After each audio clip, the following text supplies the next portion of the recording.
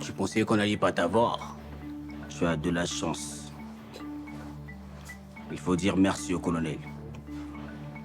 Sinon, tu serais déjà morte. Il faut que tu travailles pour moi. Pour vous? André t'a trahi, il m'a trahi aussi. On doit se venger.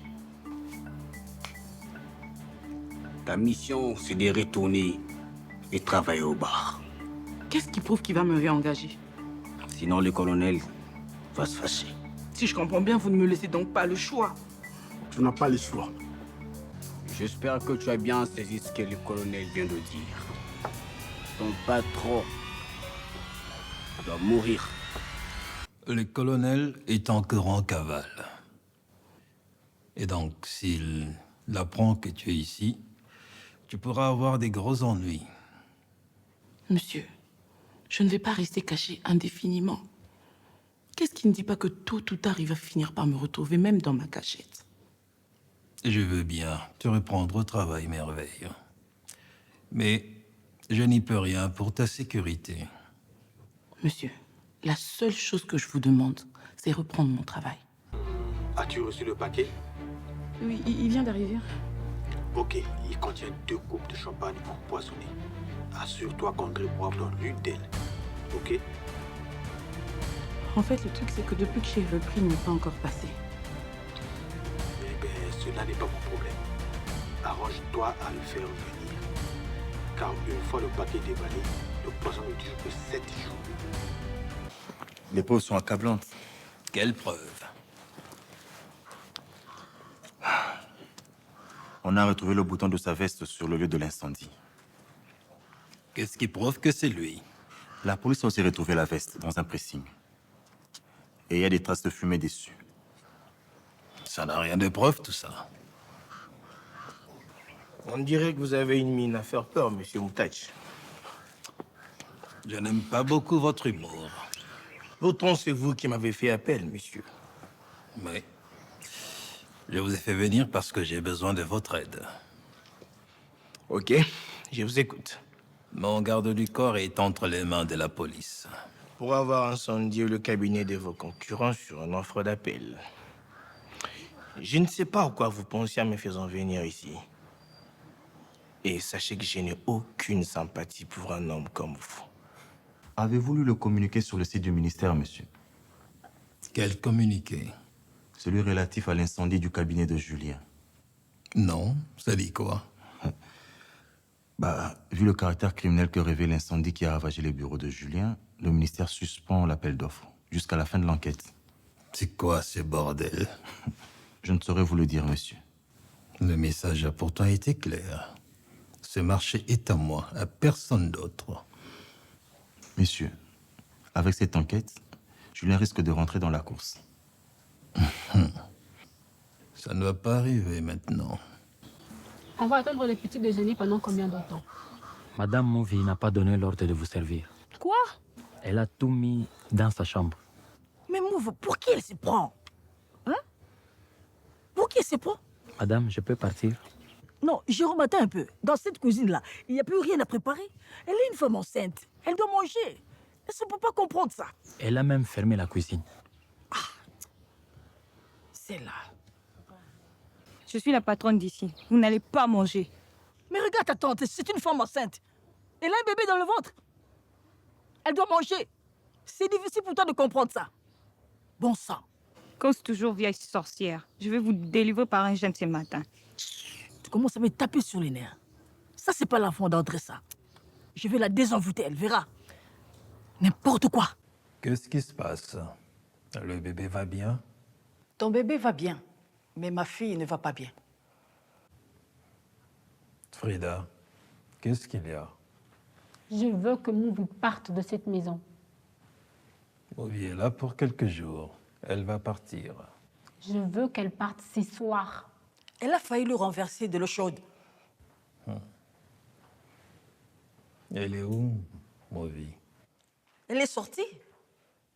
Elle n'était même pas capable de me saluer. Demande à la sécurité de ne pas laisser passer Mouvi. Je ne veux plus la voir ici. Mais qui t'a laissé entrer ici? Ça, c'est pour hier soir. Mais tu es quel genre de personne, toi? Celle avec qui il faut jamais avoir de problème. Sachez qu'entre nous, la guerre est déclarée. Je vais vous faire voir de toutes les couleurs. Tu es impoli comme ta mère. Stupide.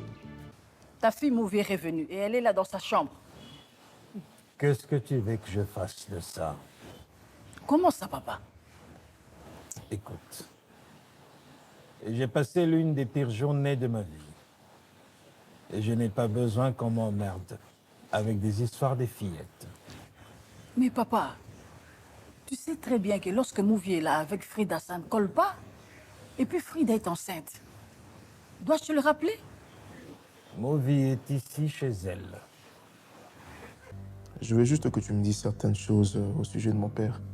Évidemment, tu es parmi les anciennes de la boîte et tu dois sûrement connaître quelque chose. Je ne connais vraiment pas grand-chose, Julien. Mais il est décédé 3 mois après m'avoir embauché. Donc c'est lui qui t'avait embauché? C'est lui qui a signé la note de mon embauche. Ok. Et tu dois sûrement connaître quelque chose. Tu te rappelles pas de quelque chose? Je sais pas. Je me souviens seulement que après sa mort, on nous a fait signer des nouveaux contrats. Et plus personne ne devait parler de ton père, car la désobéissance à cette consigne valait une radiation. Je crois que le petit patron sait tout. C'est tout. C'est quoi? La vérité à propos de son père. Quel père? La vérité sur son vrai père. Et ce n'est pas bon pour les grands patrons. Mais quel est le rapport entre les vrais pères du petit patron et les grands patrons? Le papa de Julien était le premier patron de ce groupe. Après sa mort, André s'est accaparé de tout sans rien dire à Julien.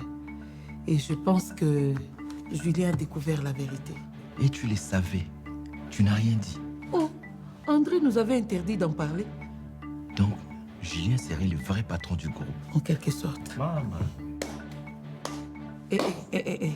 Ne répète pas cette conversation à une autre personne. Sinon, André risque de nous faire sauter d'ici. Nous devons aider les petits patrons à récupérer ce qui lui revient de droit. L'aider comment? Je ne sais pas encore. Il y a sûrement un moyen pour lui donner un coup de main. Supposons qu'on l'aide et que ça ne marche pas. On aura peut-être essayé. Ah, Pierrot, tu oublies un détail très sérieux. André. Mais André ne le saura pas. Il a des yeux et des oreilles partout dans cette ville de Kinshasa. Il les saura? Maman Africa, je suis prêt à prendre ces risques. J'ai un tas de problèmes, tu n'as pas idée. Cache bien ton jeu, hein. J'ai appris que tu as ouvert ton propre cabinet. Et d'après ce que j'ai entendu, ça marche du tonnerre. Alors là, tu es très très mal informé. Ah, c'est ça.